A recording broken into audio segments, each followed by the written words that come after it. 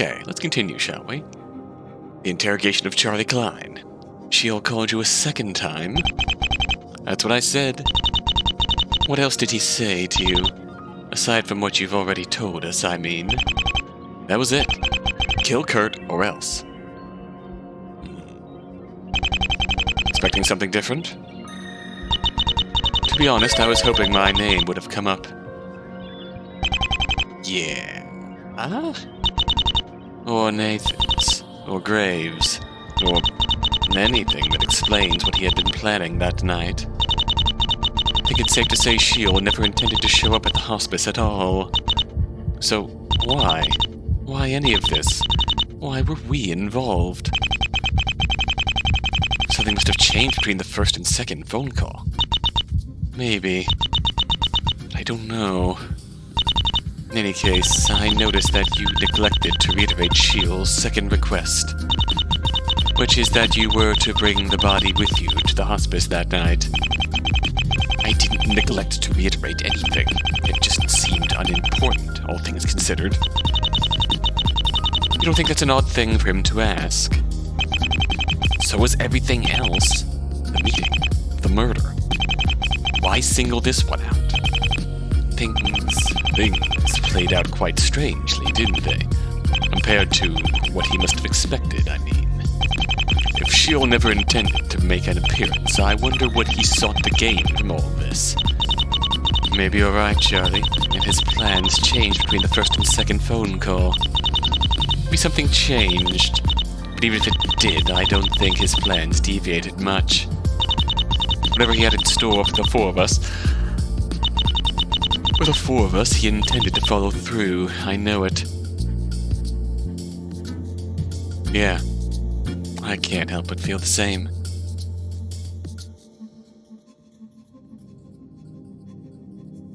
And Damar's right. Something does feel wrong about that particular demand.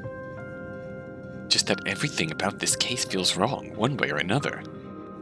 Even though the culprit has been found, and the murder has been solved. Has anything really changed? Aren't we just as lost as we were to begin with?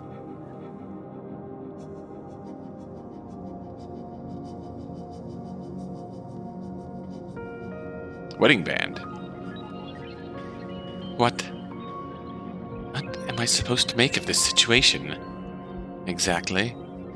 We are now playing as Winters.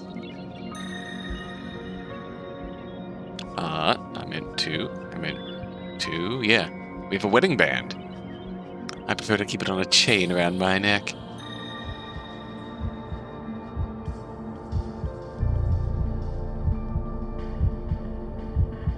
Okay, so the profiles don't actually change between people. This is indeed different. One of these 6 strangers is supposed to be some sort of elusive serial kidnapper, which somehow is a separate issue from the overt self-righteous kidnapper who's keeping us here. And the only person who I thought was the least bit reliable turns out to be the murderer. Because of course, why did I expect any different? And it's still not over. We're still here. Like, poor Caroline. She is suffering. Was this what it was like for you, Mom? You knew. At least some of these people, right? And you had to spend days with them. I can't even begin to imagine. But I bet you kept a cool head, didn't you? Just like always.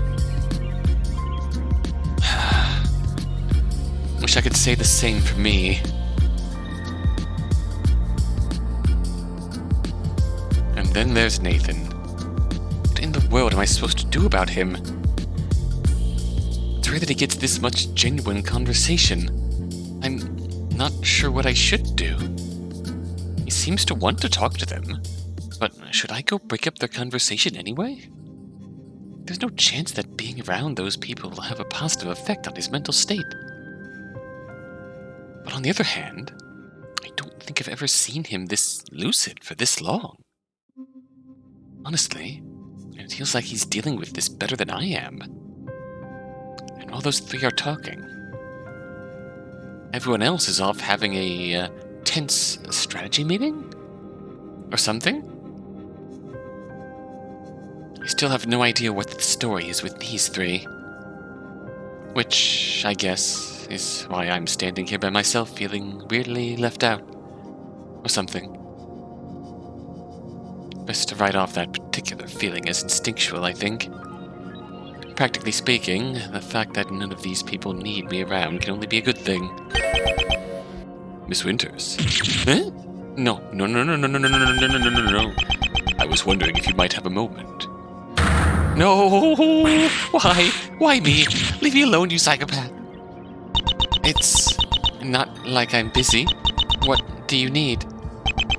I was hoping to get your opinion on events as they stand. Events? You mean this whole Sheol business? I don't think I can help you there, so go away. That is precisely why I've come to you. It's easy to become lost when you are in as deep as I am. Easy to forget which direction is up. I recognize that you are somewhat more distanced from things than the rest of us. Closer to the surface, let's say. I may be wrong, of course. Nevertheless, have I overlooked something obvious?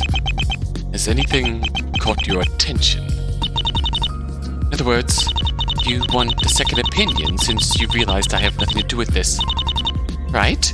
Please tell me that's it. More or less. Any chance you'll let me out of here then? No. Terrific. So what exactly were you hoping I would say here? That I found the culprit? Don't get your hopes up. I was rather hoping we could start small. Take a common sense perspective, perhaps. Common sense? What a thing to say. You're out of your mind if you think common sense applies to any aspect of this case. Right. Yes. I can see why you might think that. Do you realize that one of the most basic facts of this murder is that there was a meeting on the roof of a building in the middle of the night during a hurricane? Indeed. Just off the top of my head, I can think of the 3 solid reasons why this makes absolutely no sense. Aside from the obvious. For one, the hospice is locked at night. There's no way in. 2, flooding aside, we have a security system, and a pretty good one at that. Your point being that this meeting ought to have been impossible. I consider what you're doing to us right now impossible too, but here we are. Touché. This opportunity arose from a series of sincerely odd coincidences. I'd agree, but I have no idea where you people draw the line on odd. Anyway, you can't just trespass on private property and expect to get away with it. That goes double for a medical facility with overnight staff and cameras. Yet another series of coincidences. Sure, but it can't all be coincidences. And your third point. Huh? Oh, right. It's just... I'm supposed to believe that all of this ridiculous nonsense was all part of a plot to murder some other guy. Wasn't even invited to the meeting? Aren't there thousands of better ways to have organized this meeting? Aren't there a billion more practical ways to kill somebody? What even is this? At no point does this case ever intersect with common sense. They say Sheol is a madman. Ascribing reason to their actions is wasted effort. With my experience, I'm inclined to agree. No, that's nonsense, too. You people keep talking about this person like there's some sort of unknowable enigma. That's ridiculous. They aren't made of dark matter, they're a human being with human motives. The only thing more ridiculous than this case is assuming that there was no reason for it. Sheol is as capricious as they are cruel. I was under the impression we were trying to uncover the identity of an elusive criminal mastermind. We are. So are they a criminal mastermind or a lunatic motivated only by flings of fancy? Pick one.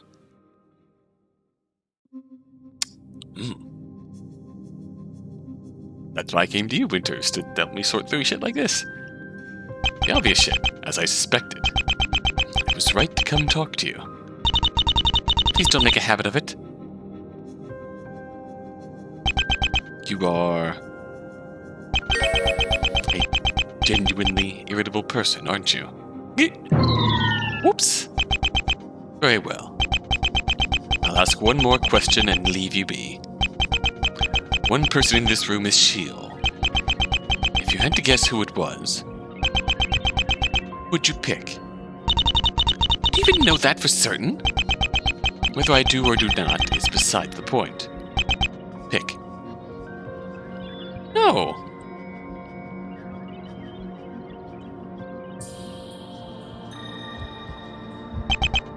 I see. May I ask why? Put words in my mouth? I didn't say anything. And yet your furtive glance tells me all I need to know. Oh, come off it. All I'll say is that those three have been through enough. The Graves guy, too, by the sound of it. Is it not likely that Mr. Armando, Miss Fay, and Mr. Murdoch have suffered greatly as well? Which is why I'm not giving you an answer. Is that what you truly think? I think everyone in this room needs therapy. Faced Winters with the truth. Yes, I think you're quite right. They laughed? Huh. I don't know if I like what that says about me. Well then, Mrs. Winters, as promised, I'll leave you alone. Wait. Before you go, I've got a quick question for you. Is there a reason you've decided to stick around in person? Frankly, you're kind of distracting. You may consider my presence a reminder. Solving Kurt Bishop's murder has not lowered the stakes. Also, I mean, I'm here now, so I might as well stay. Fair point. You're here now. That's a surprisingly mundane answer. I guess, just like that Sheol person, there's a human being hidden behind that gas mask. Who are you? That's what I should probably be wondering right about now. But it wouldn't make a difference, I bet. Even if you took that mask off, I probably still wouldn't know who you are. Oh good! My other least favorite person. Prosecutor Murdoch. Finished with your discussion, are you? Need something? Well, I mean, you're kinda in my spot. Prosecutor's bench and all. Just waiting for you to scoot. Are we ready to resume proceedings, then? Yeah, sorry about that. I just had to tie up a few loose ends with Mia about the murder. Everything's okie dokie now, though. I'm ready to get back to it as if you are. Very well. I will see to it that everyone is present.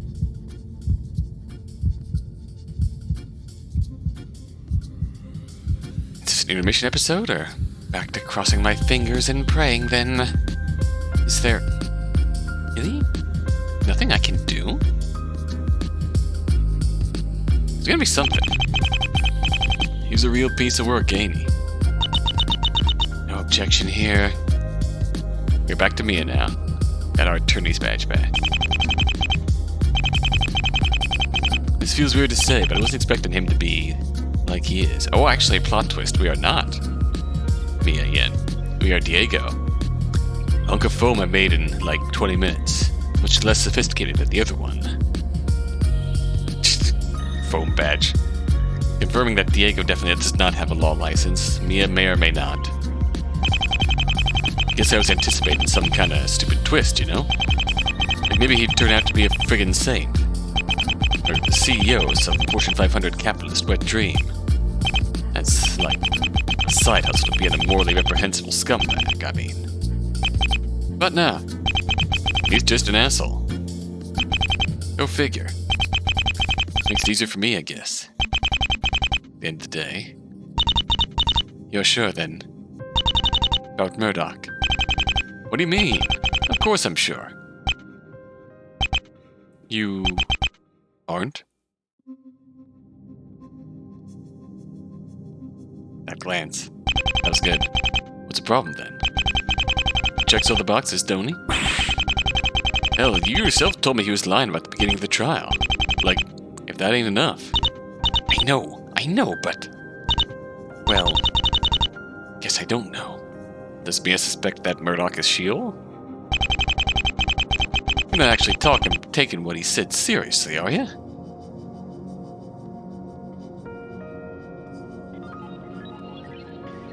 I genuinely have no clue what Sheol is. Or who Sheol is here. You know, that man has said to me on multiple occasions that he and I are alike. That's dog water, man. Don't tell me you're buying into that crap. Yeah, I'm not. That was going to be my point, actually. Oh. Well, good. Continue. He says we're alike, but we're not. In fact, in certain respects, I don't think we could be more different. It sounds odd to say, but it seems he and I have different ideas on what constitutes truth. This conversation is going to go way over my head, ain't it? To him, apparently, there is no single truth. Or at least, not exactly. Truth is a matter of perception. He thinks it's subjective. You change how people look at it, and you change what it means, he told me a little while ago. Whereas I've always tried to let the evidence do the talking for me. Truth is objective reality, after all. Charlie Klein didn't murder Kurt Bishop because we think he did. It's a demonstrable fact. I mean, that's... Yeah? I think that's an irreconcilable difference. So we're nothing alike. At all. Of course. I could have told you that. What's this got to do with anything, though?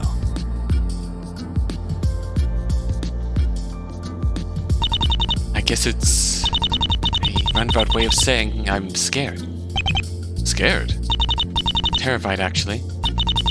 Of where this trial will go after we convene. Like I said, I prefer to let the evidence do the talking for me, and we're all out of evidence. But for this? For finding Sheol? I haven't got any. No one does. No one was expecting you to, Mia. There hasn't been a lead on the guy in 5 years for a reason. But what if... Let's set aside Zero. Let's set aside Murdoch, and me, and you, and all of this. I can't be satisfied with anything less than 100% certainty. I just can't. If I make an educated guess, and I guess wrong, we're screwed. Even if everything works out, even if there are no actual consequences, I'd still wonder about it. I would turn it over and over in my head the rest of my life. We have to be sure about this. We have to be. I don't see how we could be. Mia, look, excuse me. God, jeez, yo, why you gotta be sneaking up with folks, huh? The fuck's your deal? I literally made eye contact with Miss Fay as I walked over here. How can you be declaring eye contact when I can't see none of your old eyes? In any case, you will resume proceedings shortly. Please be prepared. I am so sick of this flippin' courtroom. Scared, huh? Man. Either I'm going crazy in here, or everyone's thinking about this the wrong way. Oh? The glove hand. Court is now in session. As you are all keenly aware, our purpose here is singular. identify Sheol. Are you all prepared? We are as ready as we will ever be. What is this? Why is the courtroom music playing? Some kind of bit, I'm guessing. On second thought, I don't think this is going to work. Oh. There. So that we all see eye to eye during these proceedings. Now then, are the defense and the prosecution ready? Who am I defending? Eh? Huh? The prosecution is ready to go, Your Honor. Am I missing something? Why the decorum? Because he thinks he's found Sheol already. That is to say, me. Now all that's left is to prove it beyond a doubt. Am I wrong? No, you are absolutely correct. I believe there is more than enough circumstantial evidence to put you in the dock, fireman. He just spilled his guts to us, Zero? Surely there's much reason to believe he was truly coerced into this murder. Maybe, but we have no way to verify his story. Detective Klein has lied on the stand more times, and the rest of us put together.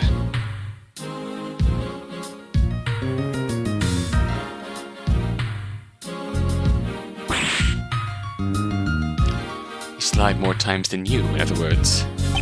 Oh, you're still Diego. Sorry. Fair enough. I've made my bed. Look, I'm absolutely the least qualified person in this room. Even I can tell something's wrong.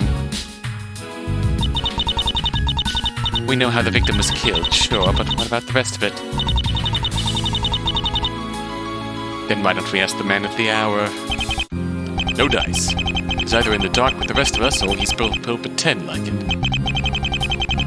You took the words right out of my mouth. Sorry, but I've genuinely told you all I know. Take me at my word, or don't. Then how exactly are we meant to determine anything? I struggle to imagine there being yet unseen evidence pertaining to Detective Bishop's death. What about motive, then? That's the question now, isn't it? Was he coerced, or is he lying? Don't be Detective Klein. I mean, the other guy. Sheol. Maybe the detective is this person, and maybe he's not, but either way, his partner was killed for a reason. Can you be? What? Who's presenting? What? The reason Kurt Bishop was murdered. I can hazard a guess. Oh my god. Mia is playing the game without us right now. It's real awkward when you just start yelling like that, you know? The answer is this. Yes, that. Of course. Would someone please remind me what that is again? As we now know, Kurt Bishop was investigating Sheol. These files are the result of that investigation. Why did Sheol want Kurt Bishop dead? The answer is obvious. Kurt Bishop must have found Sheol. Ooh! Or at least a particularly damning clue. Could that really be? Don't see why not. Bishop was supposed to be some kind of genius, wasn't he? He was, definitely. And he had to have been in a position that Bishop felt that he couldn't actually apprehend Sheol. And during the second phone call, Sheol said to me, I can no longer afford to overlook his unfortunate fascination with what? We're zoning out again. One way or another, we can be certain that Kurt Bishop died because Sheol wanted him dead. This is confirmation that he wasn't killed by an unknown third party or for some random grudge. Sheol took explicit action to have him killed. And it would stand to reason that Sheol's identity was written somewhere in that stack of paper before it was destroyed by the hurricane, anyway. Well, not entirely. Oh? More to the point, if Sheol killed Bishop because of his investigation, then Sheol must be someone who knew Bishop was sticking his nose where it didn't belong. So, who knew about this investigation, Mia?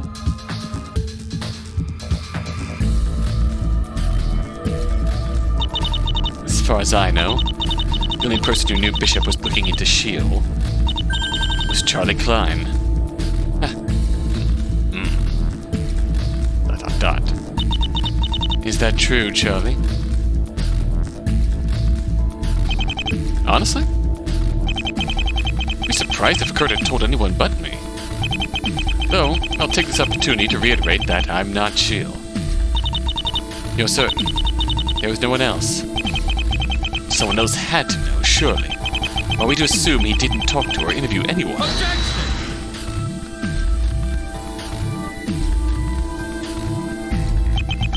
Something to add, prosecutor?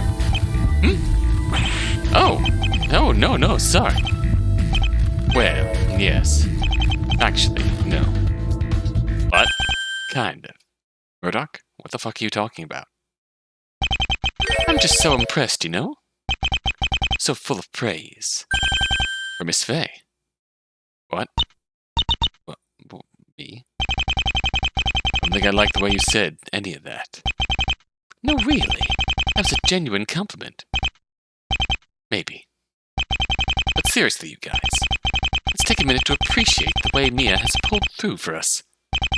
I honestly don't know if we could have made it this far without her. She first, of course, made Detective Klein admit to being at the hospice. Then she somehow used Amara's terrible testimony to place him at the scene of the crime. She brilliantly formulated methods of entry and exit from the building. You're gonna accuse me of being Sheol, aren't you? Figured out the trick with the murder weapon. Figured out the trick with the fishing line. She also just so happened to have the one and only piece of decisive evidence. Truly miraculous. And to top it all off, she clearly has a plan to definitely prove that Detective Klein is Sheol. You deserve credit for your work, Mia. A lot of credit. You're gonna accuse me of being Sheol, aren't you? I'm afraid I don't see where you're going with this. I think I might. Mia, you've cornered Klein with such precision that I can't help but wonder if you, perhaps, knew he was the culprit all along.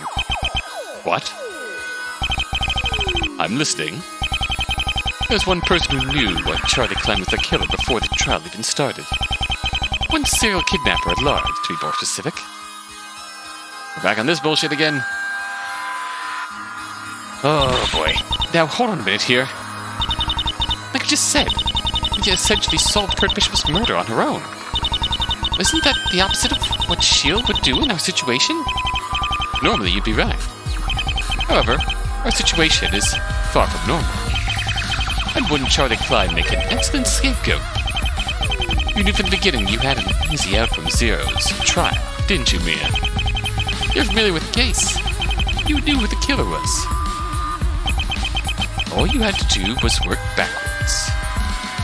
This is why you were scared, weren't you, Mia? Is it not possible that the fireman truly is Sheol? It is. I won't deny it. But personally, I'm more inclined to suspect Mia and her aide of being Sheol than Detective Klein. Based on what, smart guy? What do you mean, based on what? Were you to go over these past 60 seconds? Yeah, I heard you rhyme off a bunch of speculation, but I didn't hear nothing tangible. Don't you mean you deny scapegoating Detective Klein? What way, shape, or fucking form have we scapegoated anyone? You don't seriously expect us to believe Mia figured all that out legitimately, do you? No, that ain't what I asked, Murdoch. Give me a specific example of us claiming anyone here was Sheol, other than you. Mia's core argument was literally Winters is Sheol at the early stages of the trial. It was not.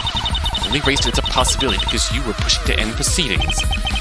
Which, of course, is not true. Not so fast! God damn it, why are we doing this crap again? This is the opposite of what we should be doing. Oh? You don't find these little bouts fruitful? Remind you that you were the one who set us off on this tangent in the first place. Yeah, I think I've heard enough. I'm starting to get pissed off. You can dish it out, but you can't take it, huh? Nah, Murdoch. For once, it ain't you that I'm pissed at.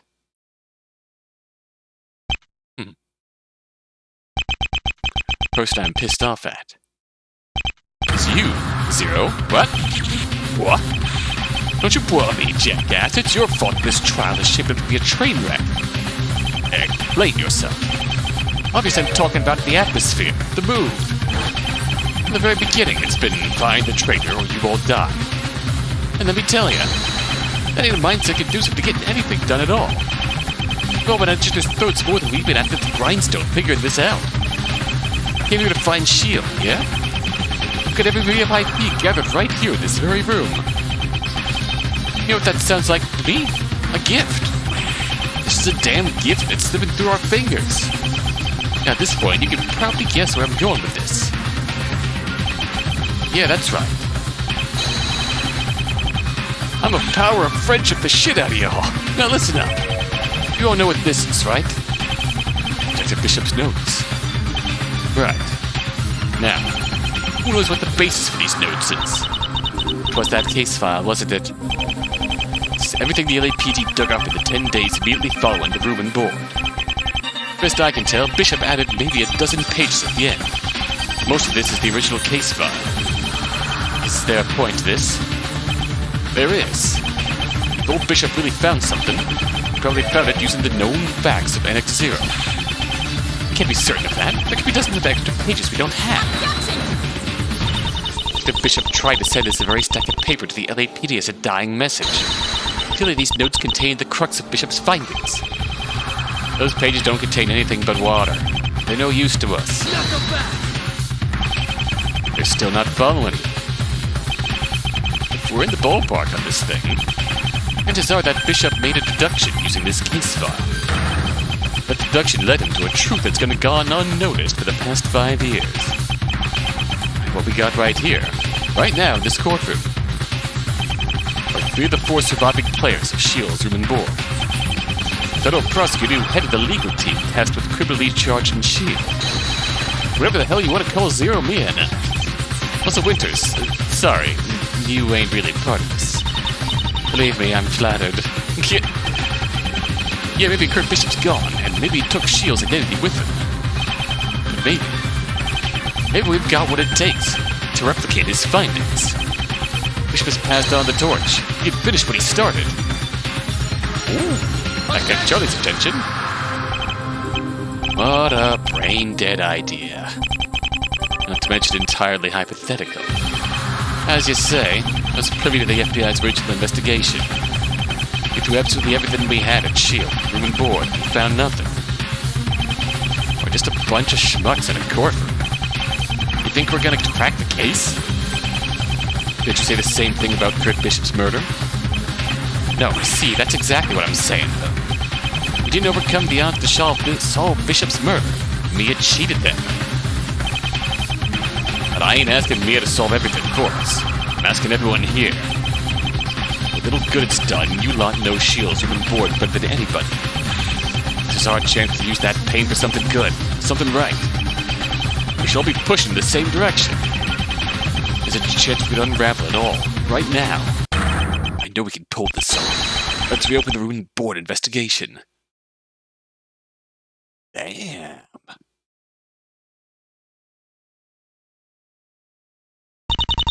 There was really no need to make such a fuss about it. You want to dissect the room and board? Tear its heart out and map its veins? Of course I'll help. In fact, it would be my pleasure. It would be mine as well. This is something I can help with. Truly, this may be the only thing I can genuinely help with anymore. Allow me to be of assistance. Please. You can't be serious. You're not fooling anyone, prosecutor. We all knew this was coming. I say let's do it. At the end of my rope anyways. It sounds as though we are all in agreement. Objection? Have you an alternative suggestion, prosecutor? Then I will agree for you. Cooperate with the others. You could consider that an order.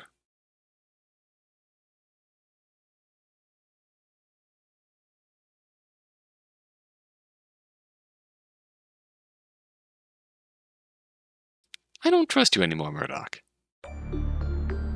I really don't trust you. So, What is the plan here exactly? Since we don't know what we're looking for, only real option is the shotgun approach. Anything and everything, huh? Wish I had something better. Like you said, it's all we got. To be clear, though, this is essentially an open forum discussion, right? Let's get a better idea. I am all for this. However, I don't doubt that our recollections will be faulty on occasion. Well, as it so happens, I got us a little backup. Not much, but it's something. More files. Same files. This is what's left of that soggy stack of paper over there. What's legible, anyways? Don't know if they're going to be any use, but why not, right? So what are they? These are dossiers, 9 of them. They give some background info on each of the 9 players. Including you 3, of course.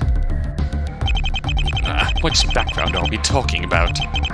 Not as much as I'd like. I don't think there's really any new information in these things.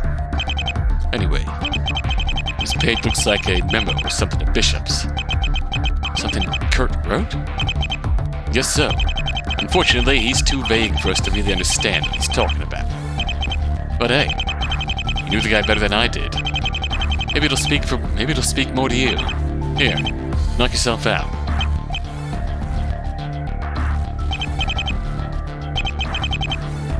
Well, Charlie, what do you think? This is Kurt's handwriting, all right. You can't mistake that chicken scratch. And this part at the bottom here, there's reason to believe that my quarry has been in contact with one of the 4 survivors. That's probably referring to when I told Kurt about the phone call from Sheol. So is it legit? As far as I can tell, yeah. Judging for that last bit, this was probably written around 2 weeks ago. Then we should all study these documents intently.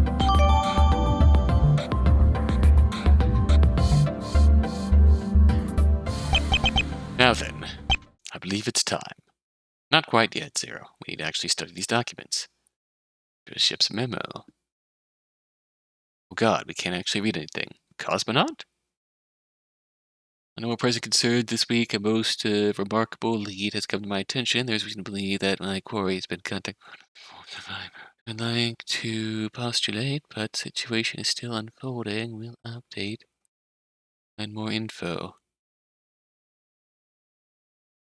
Workload at the office these past 2 months. Few opportunities to continue investigating. Fewer opportunities to update this log, but as of this week, circumstances have changed. I will list matters chronologically. For some delay, I was granted permission to re-examine material evidence from the room and board. Of particular interest to me was the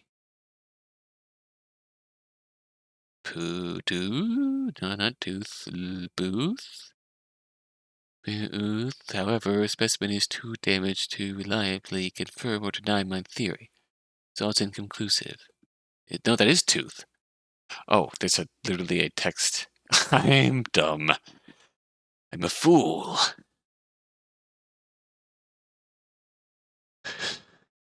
What's the tooth? Whose tooth? Oh, wow.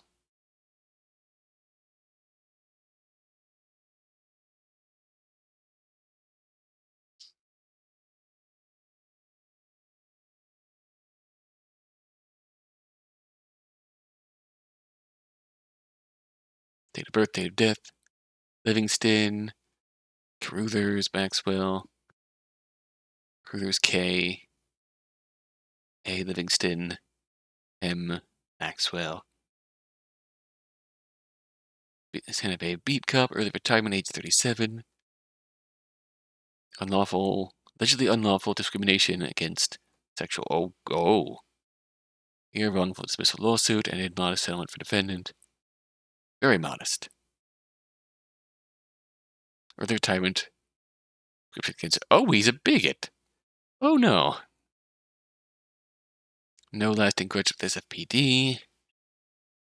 Good, unremarkable. Ace from board. Key baseball. Played by a leadership role. Didn't last long. Died early. Expressed lack of trust in Tamara and Charlie. Post day 6. Ace final neutral player. Human caused death with blunt force trauma to frontal lobe. The end of day 8. Weapon was the Thinker. Custody by Damara, Charlie, and Montclair. Damara. Baseball taken by Damara. Patricia Markowitz's murders.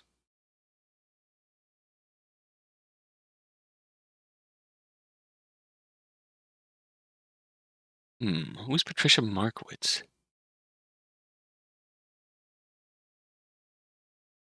Erica Lynn Vandermeulen. Blue. Date of death 20... Presumed. Economics major at University of California.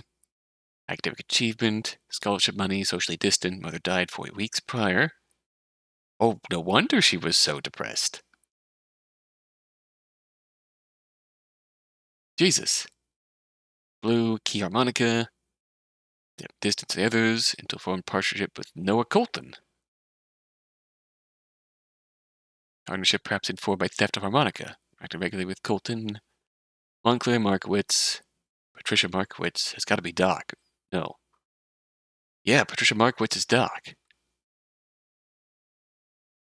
Catherine Winters, formerly Catherine Markowitz, daughter. Ooh. Fluid woman board. Okay. We plan to attempt hiding key. Logically appealing. All physicality, fear, banditry, outcome unfortunate. Key discovered and stolen by Charlie, day 4. Brief possession of fire truck, no stolen by Donald Graves. Knocked out by a stun gun. Survived, but one of 2 players to survive, but failed to escape. Body not found. Among the chart remains the room and board.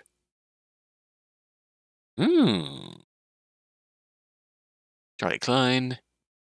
Relative father. He's cooperative with the 4 survivors.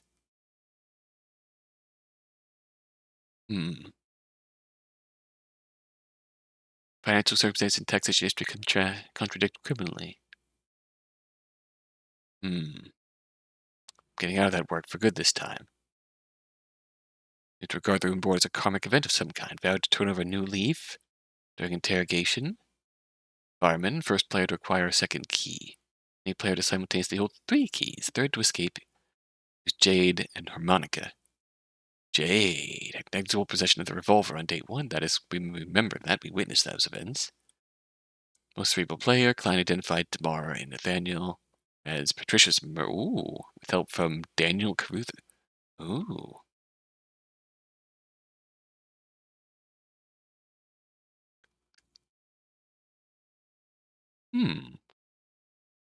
This is early. So, the first thing to go wrong in the room and board was Patricia dying. Doc died. Ace and Charlie investigated. Found Charlie identified that Tamara and Nathaniel did the killing, and then sided with them to escape. Interesting. Tamara, Rochelle, Poppet. Agatha James' sister. Ex-military, Marines, 1st Division, highly decorated, multiple deployments in Iraq. Enlisted 19, honorably discharged 31. Changed occupations frequently, currently unemployed. Keys, voodoo doll. Second to escape, used voodoo doll and the baseball. Ooh. Alliance brokered with Nathaniel Montclair, day 3. Not distant from other players, however negligible effort was made to build relationships. Killed Patricia, day 4. Killed Ace, day 8. Blunt force trauma with the Thinker, obtained day 4. Sheol and Montclair, joined by Charlie Klein, became the premier obstacle. Questionably the most driven, fierce player, unmotivated in her personal life. Calm demeanor masks destructive tendencies. Broke the deputy's nose. Altercation following escape. Perfectly cooperative otherwise. Showed no hesitation in admitting to murder. Nor any remorse. She is very cold. Okay, Doc circumstances. Key is stethoscope. Modest career from teaching preschool, church work, on-off position. Wife, mother of 2. Remarkable. Single most compelling argument for indiscrimination in Sheol's abductions. God, the most tragic of her abductions. Genuinely kind woman. Rochelle had the Rochelle, killed by Damar Rochelle day 4, blunt force trauma. Damar held the stethoscope until day 8, given to Nathaniel Montclair to escape. So. Oh, that's right, the cupboards held weapons. So, Damara obtained the thinker from the 5th cupboard. Entered Patricia's bedroom, blistered to death. Margaret's chosen for environmental context. Doc's room situated between Montclair's and the locked room. He was by far the easiest target, so much that I felt obligated to go through with the murder. Oof. It's noted by all 4 survivors to be the deciding force for all subsequent conflict. Yeah. Doc is friendly and genuinely good. Her passing brought things spiraling downhill, understandably. Whoa. Whoa. That is a lot of names and a lot of faces. Was that your family? Oliver Owens, Tomoe Owens. Huh.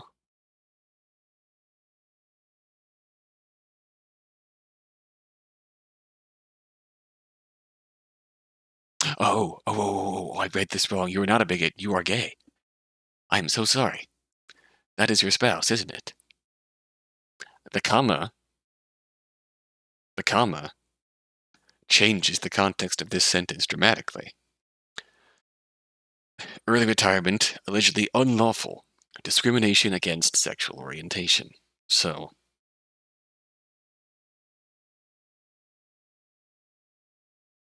the implication of Ace's dismissal here. He was forced out by the LAPD, sorry, for the SFPD, on account of, likely because they discovered his sexual orientation and forced him out wrongly. And he sued them for wrongful dismissal, unlawful discrimination against sexual orientation, modest settlement. So he got something out of it, but not a significant bit. I'm assuming. That still feels like a weird sentence.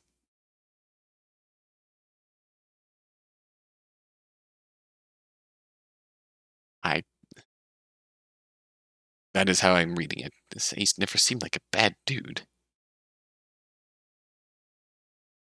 Let me know if I was wrong for reading it that way the first time, or which way do you read that? Which way do you read that? I'm not going to dwell on that too much. Darcy.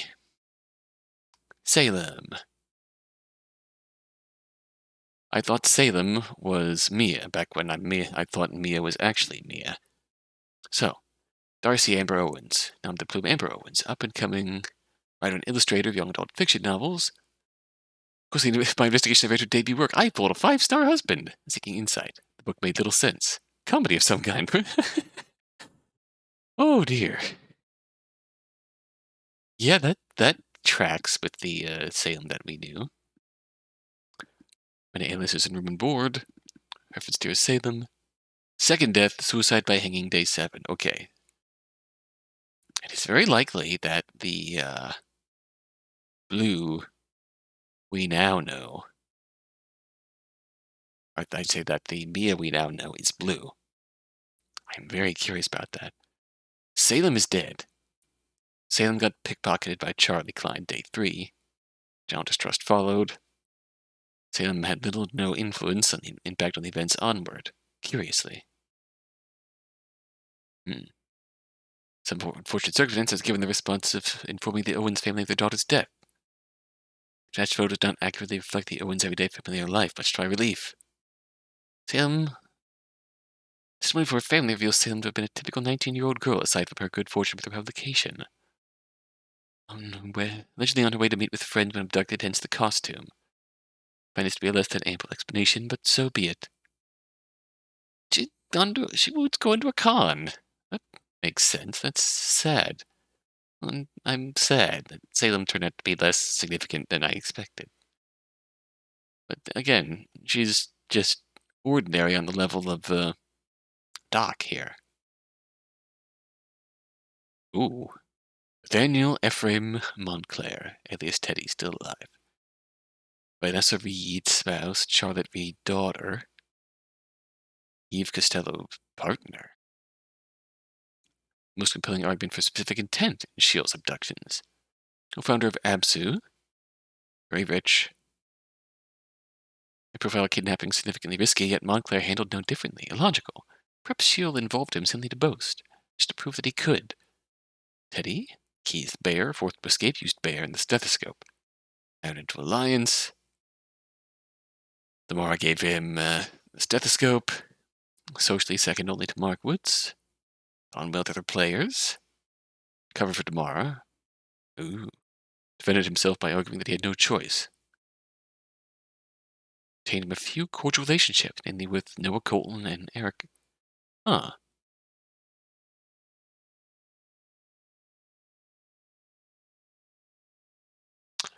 Oh, Roland. Roland. Damn, son.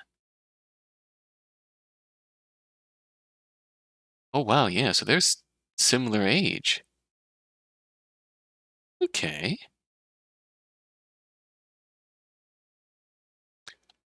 Montclair is most emotionally distraught. There's paltry defensive actions, but without conviction. Made an agreement with Colton. It was Montclair who delivered his journal to the authority. Ah. Yeah, Roland's journal. So Montclair had the survival urge, but not the cold-blooded instinct. Charlie saw it as a karma for his past criminal actions. Went through it to survive. Did some awful shit to survive. On account of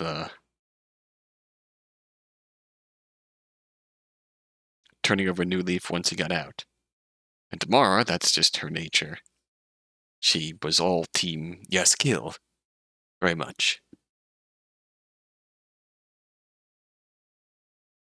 But honestly, 9 here. Tamara killed Ace. These two were complicit. Tamara killed Doc.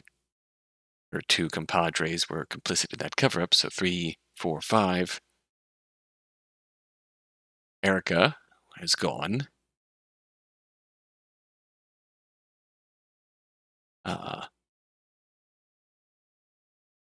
Roland is gone, so 6, 7.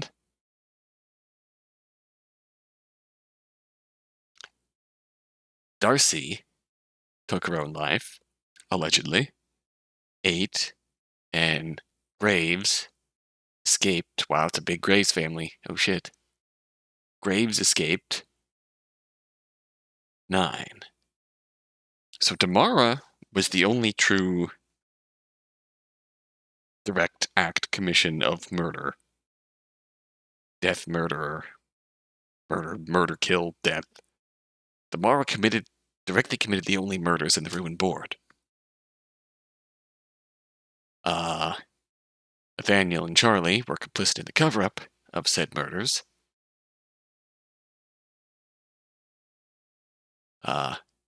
Erica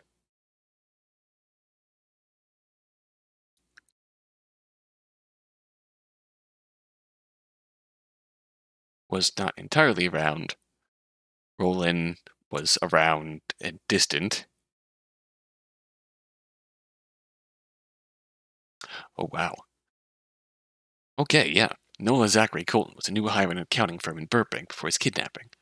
Moved to California from Washington State less than 2 weeks prior. Allegedly averse to being photographed. Most recent available image from a fundraiser where he appears only in the background. Roland the room with board. Key's revolver appears to have been singled out given an intrinsically valuable key, recent unknown. Isn't the revolver the source of much tension, responsible for Roland's position as an outcast? Revolver the only key not used to exit the room and board. Never left Colton's possession. Oh. Brief possession of harmonica on days 1 and 2. Allegedly returned it to Vandermeulen for emotional reasons. Yeah, Vandermeulen was depressed and probably was accepting her for her death because her fucking mother only died days beforehand.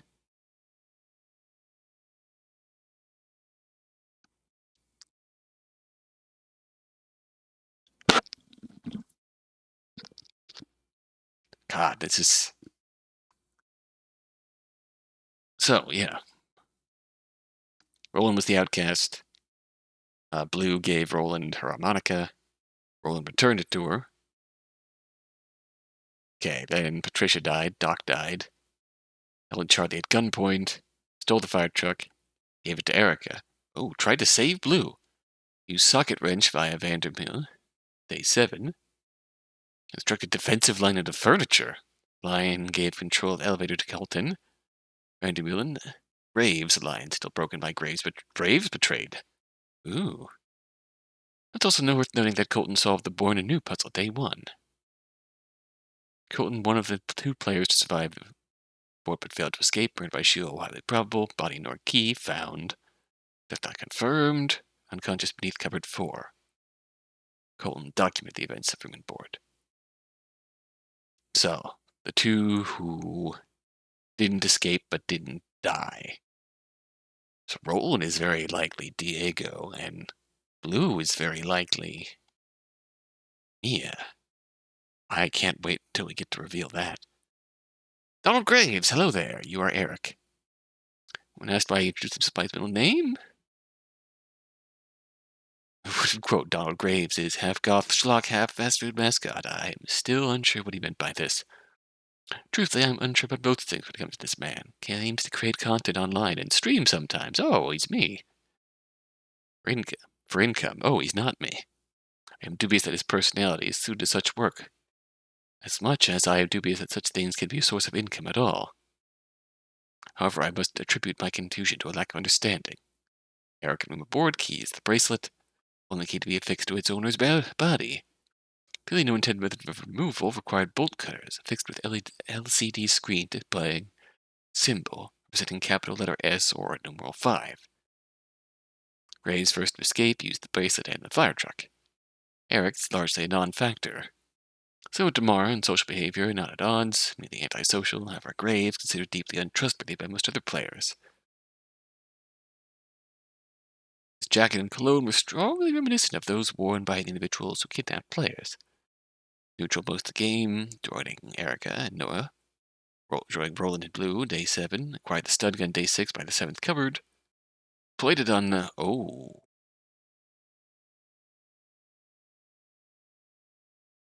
Donald Graves betrayed us. And, yeah. Lastly, 9 cupboards. Look at the living room. Tentative funding milestones. Oh. Sheol's room and board had stretch goals. Nice. 24 caliber bullets. Gilly intended to upset the power structure via Roland's revolver. Contained spectacle. And falls to unrest. Genre-specific paraphernalia. What? Potential murder mystery implications. Rope, dry ice, firecrackers, duct tape, matches, fishing lines, small iron cage. Rope used by, Salem, day 7. Inebriants, alcohol, cannabis, cocaine, contraceptives. Oh my. Alcohol, cannabis, not poison. Cocaine ignored. Didn't ask about contraceptive use. Good. Circuit breaker panel. That is interesting. The Thinker statue. Taken by Tamara. Socket wrench. The morgue clearly has a sense of spectacle. Socket wrench allowed the holder to unbolt and move furniture. Taken by Blue. Used by Colton. Day 7 to, yeah. Stud gun taken by Donald Graves, used on Colton and Vandermeulen. Various poisons. Easily destroyed. Final cupboard did not open. Investigators later found it empty. It's the Sorry Nothing cupboard, my favorite. Oh. That was very interesting. Let's start simple.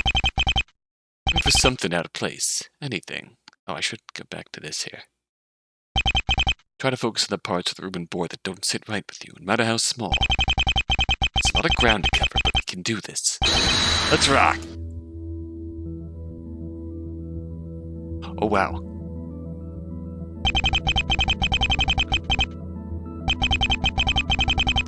Oh, that didn't sit right with me, huh? No shortage of those, I'm afraid.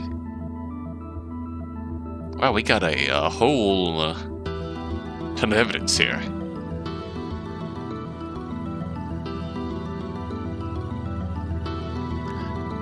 Okay, yeah, all those bits of evidence that I just ran through, they're all now individual pieces of evidence. Cupboards, Eric, Roland, Teddy, Salem, Doc, Puppet, Fireman, Blue, Ace.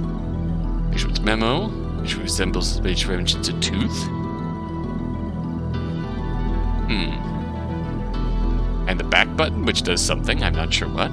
Not gonna try it. I'm going to say first. And yet it still feels as though we are searching for a needle in a haystack. Hey man, no one said it was gonna be easy. We just need somewhere to start, right? Why not at the beginning? You're all being ridiculous. We're not going to get anywhere if we don't face this head on. And what's that supposed to mean? It means our point of attack should be obvious at the end. And since no one seems to want to say it, I'll do the honors. Oh, okay. Whoa, what is going on here? Sheol is one of us. That to say, one of the 9 players. What is this new UI all of a sudden? We searched the room and board from top to bottom and found no recording equipment or anything. Is this suddenly a Danganronpa allegory? You could do all that with just a smartphone, couldn't you? What happened here? Wait. Sheol, one of us. It's out of the question. Okay, so the big arrow button is like a press button. Even you have to admit it's possible, Nathan. It really isn't up for debate. The 4 of you have been as prime suspects since forever. Based on what reasoning? Believe it or not, it's statistically likely the mastermind plays in their own murder game. Seriously, there's like an 83% participation rate. It's ridiculous. And you, Damara? We're assuming Bishop discovered Sheol's identity, aren't we? Did so using the NX0 case file. Think the odds are in our favor. Or not, depending on your viewpoint. For the record, we don't actually know if Bishop knew Sheol's identity or not. At this stage, it's probably better to say he found something bad for Sheol.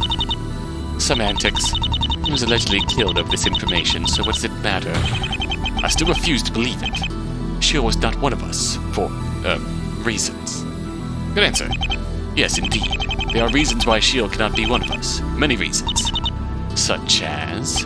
Well, what about, yes, the PA system. If you recall, Sheol spoke to us on a number of occasions. On some of those occasions, we were all gathered together. Unless you wish to suggest that Sheol could be in 2 places at once. I was of the impression that those were recordings. They couldn't all be recorded ahead of time. You would react to the specifics of the game. That maybe they were recorded in the room and board. I should think not. Oh, okay, so these kind of link together.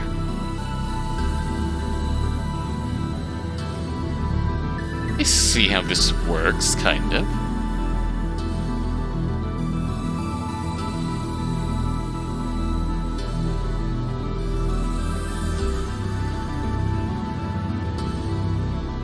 think for now, we're going to leave off here. When we return, we're going to parse through this and see what we can get out of it. This is taking a really interesting turn. Now that we have clear answers about the events of the room and board, you can now pretty much speculate. You can now pretty much say for sure who Diego and Mia are.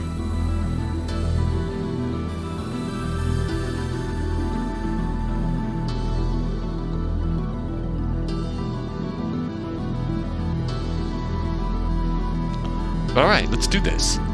Until next time, until then.